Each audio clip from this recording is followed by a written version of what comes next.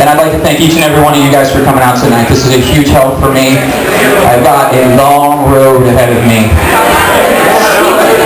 So, by the way, guys, everybody, thank you so much.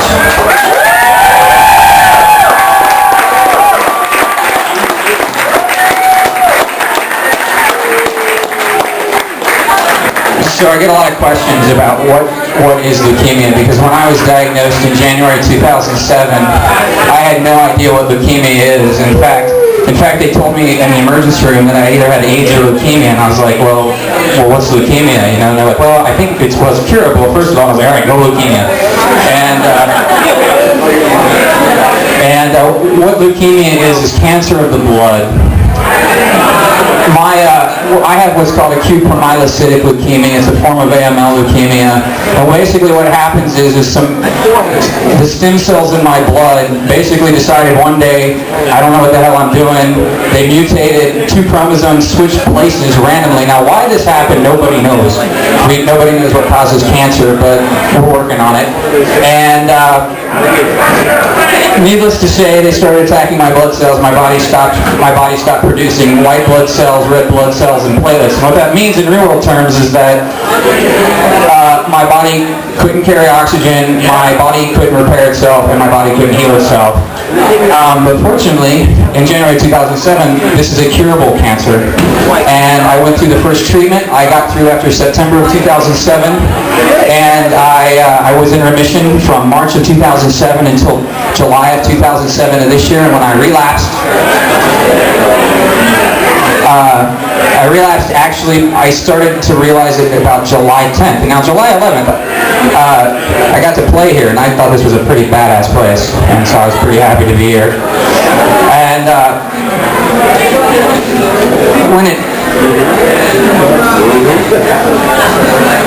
I need to slow down. You're the man, Rick! Thanks.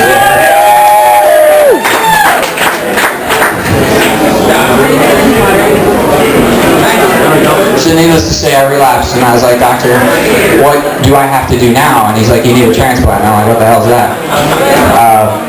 You don't know. And this is where I get to the thank you for the most important person.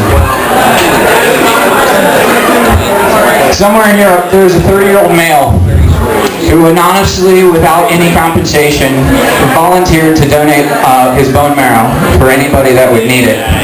It turned out that this person and I share the same 8 proteins in our blood, and he spent 2 weeks working to donate his blood and gave it to me selflessly. And without him, I would not be here today, and I would like a round of applause for this anonymous person in Europe.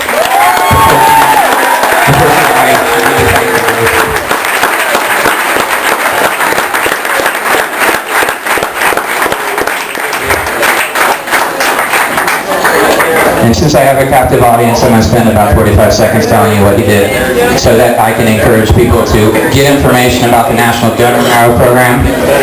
Excuse me, say that again, National Donor Marrow Program. I think there's information in the back for what you're doing. It is a very serious responsibility that you take seriously. It's not something you do, but it is as easy as giving blood. Basically what this guy did is he signed up anonymously. He waited, and he waited until somebody contacted him, and he was contacted this year in October of 2007. They did the wait. Actually, before he was contacted, I screwed this up. I'm not reading my notes. I'm doing this in my head. What he did first is he took a cotton swab and he cotton swabbed his mouth, and they were able to get 4 of the proteins that they can measure from that. And he sent it in, and he was put in the National Donor Marrow, an international database of people that are searched. And there are about 15 million people in this database currently, but there are still people waiting for marrow, and there are some people that don't get it. If you want more information, I suggest going to a website called projectmichelle.com. Michelle Macon is an amazing girl. She is using the internet to spread this cause, and I want to pitch her site while I'm up here because it's amazing. And Michelle is probably the strongest person I've ever met in my life, and we've talked on the phone several times.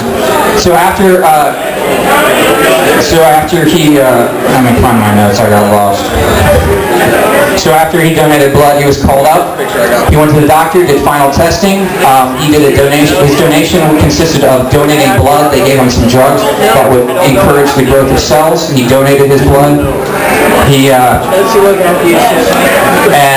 It was just an IV. He's going to be go back completely back to normal. Now that's 70% of the time they take blood. The other 30% of the time they take bone marrow.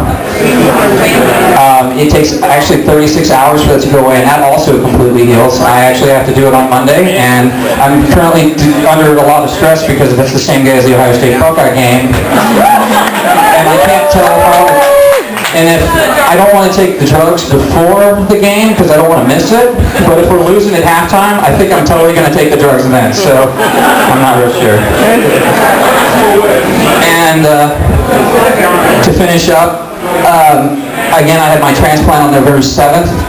I'm day 56. I've got 6 to 12 months of recovery left, for those who are interested. I am under kind of some house arrest, so if anybody's bored, please don't hesitate to contact me. I am on the internet all the time, much to the chagrins of Sarah. And actually, since this is a celebration, I wanted to tell you some of the positive things that have come out of this, which I think are actually overshadowed all the negative stuff.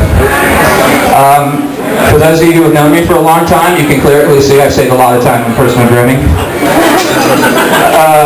I probably won't have allergies for the next 3 to 5 years. I probably won't have them ever again. My blood type has changed to A positive from B negative, and it's like, sweet, it's an A plus, you know? It's cool as hell.